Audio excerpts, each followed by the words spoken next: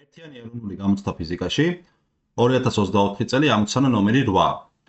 გლუვი დახრილი სიბრტყის ფუძე 8 მეტრის ტოლიაო, სიმაღლე კი 6 მეტრის, როგორც ნახატზე გვაქვს მოცემული. დახრილ სიბრტყეზე მოსრიალებს ზელაკი და ჩვენი მიზანია განვსაზღვროთ ზელაკის აჩქარება. ასევე გითხრეს, რომ თავისუფალი ვარდნის აჩქარება არის ჟეო. მოდით პირველ რიგში გავიხსენოთ თავისუფალი აჩქარების ამ ზელაკის როცა მოსრიალებს დახრილ ზედაპირზე, გავიხსენოთ, რომ აჩქარება განისაზღვრება შემდეგი სახით, ეს აჩქარება უდრის ჟ სინუს ალფას მინუს მიუ კოსინუს ალფა, ხო? თუმცა გვეუბნებიან, რომ ზედაპირი არის გლუვიო. შესაბამისად, ხახუნის კოეფიციენტი მიუ ტოლი არის ეს 0-ის. შესაბამისად, მეორე წევრი შესაძლებელი არ გვექნება, ეს წევრი არ გვექნება. გვრჩება, რომ აჩქარება ტოლი არის ჟ სინუს ალფასი მხოლოდ. ეხლა ჩვენი მიზანია განვსაზღვროთ სინუს ალფა. ალფა რაღა არის? ალფა არის დახრილი ზედაპირი, რამდენად არის გადახრილი ჰორიზონტალური ზედაპირიდან. დახრის კუთხეა ეს სიტყვით. და ამ კუთხის სინუსი რის ტოლი იქნება? მოპირდაპირე კათეტი შეფარდებული ჰიპოტენუზასთან.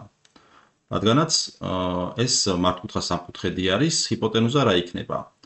ჰიპოტენუზა, ანუ მოდი დავარქვათ ამას, აი ამის სიგრძეს, აი ეს სიგრძე იყოს რაღაც s-ი, s-ის კვადრატი, s-ი ტოლი იქნება კვადრატული ფესი 8-ის კვადრატს 64 პლუს 6-ის კვადრატი 36 და უდრის ფესი 100.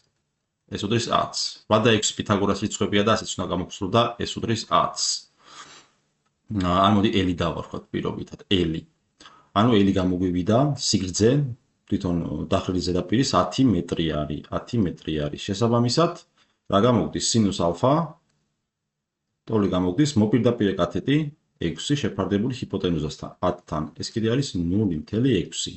შესაბამისად, აჩქარებისთვის მივიღებთ, რომ ეს იქნება ჟ ჯერ 0.6, ანუ 0.6 ჟ-ს ტოლი. საბოლოოდ დავწეროთ პასუხი, აჩქარება, რასაც გვეკითხებიან, ტოლი ყოფილა 0.6 ჟ-სი. ეს პასუხი არის E.